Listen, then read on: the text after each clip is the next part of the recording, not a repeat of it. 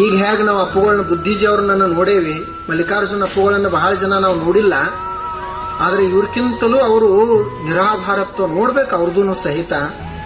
ಕಲಬುರಗಿಯಲ್ಲಿ ಪ್ರವಚನ ಮಾಡಿದ್ರಂತ. ಪ್ರವಚನ ಮುಗಿದ ನಂತರ ಅಲ್ಲಿ ಎಲ್ಲ ಜನ ಆಗಿನ ಕಾಲದಲ್ಲಿ ಎಷ್ಟೋ ಒಂದಿಷ್ಟು ಸ್ವಲ್ಪ ಹಣ ಕೂಡಿಸಿ ಇವ್ರಿಗೆ ಕುಡ್ಲಿಕ್ಕೆ ಬಂದ್ರಂತ. ಅವಾಗ ಅಪ್ಪುಗಳು ಕೇಳಿದ್ರು, ಯಾಕೆ ಕೊಡ್ತೀರಿ ಅದನ್ನ ಅಂತಂದ್ರಂತ. ಏನಿಲ್ಲ, ಇಷ್ಟು ದಿವಸಗಳವರೆಗೆ ನೀವು ಪ್ರವಚನ ಹೇಳಿ ನಮಗೆ ಜ್ಞಾನದ ಉಪದೇಶವನ್ನ ನೀಡಿದಿರಿ. ನಿಮ್ಮ ನೆನಪು ನಮಗೆಲ್ಲರಿಗೂ ಹಾಗೆ ಉಳಿಬೇಕು. ಆ ನೆನಪಿಗೆ ಆಗಿ ಈ ಕಾಣಿಕೆಯನ್ನ ಗುರು ಕಾಣಿಕೆಯನ್ನಾಗಿ ಕೊಡ್ತಾ ಇದ್ದೀವಿ ಅಂತಂದ್ರ ಅಪ್ಪುಗಳು ಹೇಳಿದ್ರಂತ, ನೀವು ಹೀಗೆ ಹಣ ವಸ್ತು ಏನ್ರ ಕೊಟ್ರ ಅದು ಹಾಳಾಗಿ ನಾಶ ಆಗಿ ನೆನಪುಳಿಯುವುದಿಲ್ಲ. ಅದಕ್ಕೆ ಏನ್ ಮಾಡ್ರಿ ಅಂದ್ರೆ ಒಂದು ಕಬ್ಬಿನ ಸಳಿ ತೋರಿ ಅದನ್ನ ಕಾಸಿ ಒಂದು ಬರಿ ಕೊಟ್ಟು ಬಿಡ್ರಿ, ನೆನಪುಳಿತೈತಿ ಅಂದ್ರ. ನೋಡ್ರಿ ಅವ್ರು ಹೇಗಿರ್ಬೇಕು ಅಂತ ಒಂದು ಇದು ಪರಂಪರೆ